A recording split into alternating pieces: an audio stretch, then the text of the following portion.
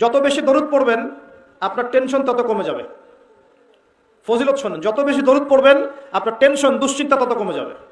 যত বেশি দরুদ পড়বেন আল্লাহ তত রহম করবে আপনাকে, আপনার গুনাহ তত মাফ হবে, আপনার নেকির পাল্লা তত ভারী হবে, এবং মুহাম্মদ সাল্লাল্লাহু আলাইহি ওয়াসাল্লামের সুন্নতের উপর আমল করা আপনার জন্য সহজ হবে। আর সবচেয়ে বড় কথা, কিয়ামতের দিন আপনার পক্ষে নবী সাল্লাল্লাহু আলাইহি ওয়াসাল্লাম স্বয়ং সুপারিশ করবেন ইনশাআল্লাহ, যদি আপনি বেশি বেশি দরুদ পড়তে পারেন।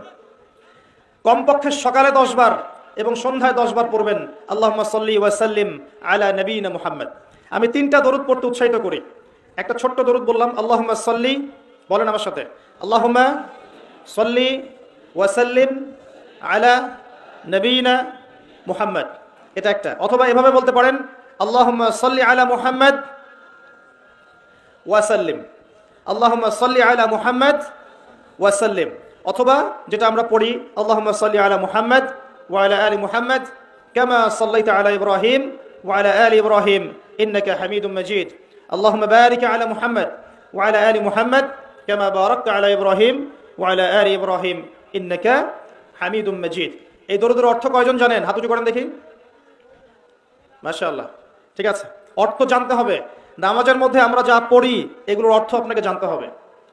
সানার মধ্যে কি পড়ছেন, আল্লাহু আকবারের অর্থ কি, আজানের অর্থ কি, ইকামতের অর্থ কি, এই যে কদ কামাতিস সালাহ বলছেন অর্থ কি, আসসালাতু খায়রুম মিনান নাওম এগুলোর অর্থ কি, সূরা ফাতিহার অর্থ কি, একটা সূরা মিলাচ্ছেন সূরা ইখলাসের অর্থ কি, রুকু তাসবিহতে আপনি কি পড়ছেন, সামি আল্লাহু লিমান হামিদা মানে কি, রব্বানা ওয়া লাকাল হামদ মানে কি, সিজদায় গিয়ে আপনি কি পড়ছেন, তাশাহুদের অর্থ কি, দরুদের অর্থ কি, দোয়া মাসুরের অর্থ কি, এগুলোর অর্থ আপনাকে জানতে হবে।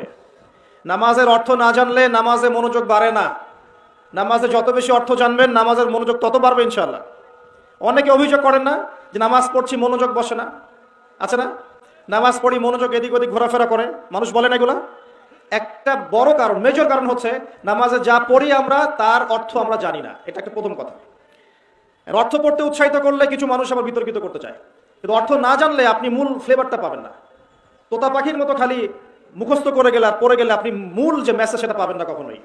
মনে করেন নামাজের কথাগুলো আমরা বাংলায় বলছি, মনে করেন কথার কথা, যে মাথা নত করে আপনি বলছেন সুবহান রাব্বিয়াল আ'লা, মহাপবিত্র আমার রব যিনি সর্বোচ্চ, এটা আপনি বাংলায় বলছেন। আপনি বুঝতে পারছেন না অর্থটা? যখন আপনি বুঝতে পারছেন তখন আপনার ভিতর বিনয় আসছে না? আল্লাহর প্রতি বিনয় আসছে না? আপনি দোয়া করছেন আল্লাহর কাছে হাত তুলে, আল্লাহুম্মা আতিনা ফিদ দুনিয়া হাসানা ওয়া ফিল আখিরাতি হাসানা ওয়া কিনা আযাবান নার। আপনি এর অর্থ জানেন না, আপনি কি এর ভিতরে ঢুকতে পারলেন? পারলেন না। কিন্তু আপনি যদি জানেন, আপনি হাত তুলে বলছেন, আল্লাহ আমাকে এই দুনিয়াতে সমস্ত কল্যাণ দান করো আর পরকালে সমস্ত কল্যাণ দান করো, আমাকে জাহান্নামের আগুন থেকে বাঁচাও। বুঝতে পারছেন না? তখন মনোযোগ বাড়ছে না?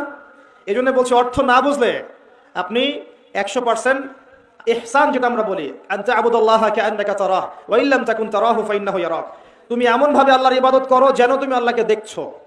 আর তুমি যদি আল্লাহকে দেখতে না পাও তাহলে জেনে রাখো আল্লাহ তোমাকে দেখছেন। আল্লাহ কনসিয়াসনেস আসবে না যতক্ষণ না আপনি অর্থগুলো বোঝার চেষ্টা করছেন। এই জন্য নামাজের অর্থ বোঝার চেষ্টা করেন। আর